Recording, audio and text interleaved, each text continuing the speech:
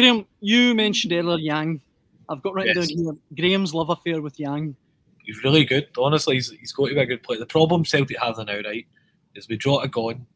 They've got, if you could turn Palma and Yang into one winger, you'd have a 30 to 40 million pound winger. Palma's delivery is excellent. He's a bit one paced. And I think the only, maybe so far, just watching Palma, maybe seeing all the tricks that he has, in the sense we know what he is. He likes to cut inside.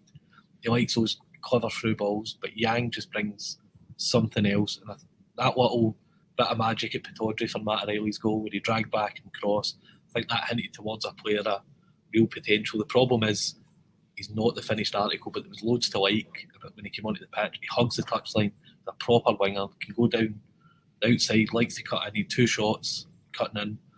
Then he had a couple of passes that went astray, but the impact was telling, and I think that's what really mattered last night, that as an impact sub, he really made the difference. So he just got in. The size that he's better. I mentioned this earlier on. He's big and strong. He's not.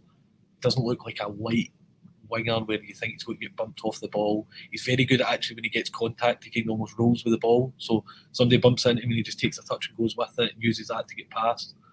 I think there's no reason why he can't become a proper Celtic player.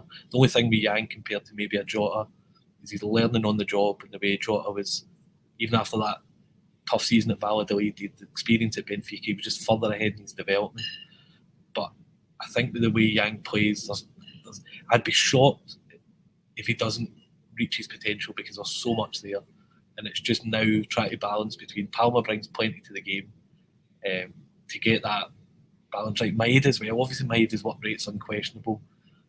But there is an argument that in these games against teams that are kind of in their trenches, Maeda sometimes struggles. He's better in the big games. He's best in really big games at Ibrox, European games. No. It's just for Rodgers now, we are bad injured. Forrest probably past his best. I think that's Mikey Johnson finding it tough to really impress. You've got Yang, Palma, Maeda, Johnson, Forrest. They're all fighting for minutes, but I think Yang's one persevering with. He could easily start at Dingwall on Saturday and flatter to deceive. He's just in that stage of his development.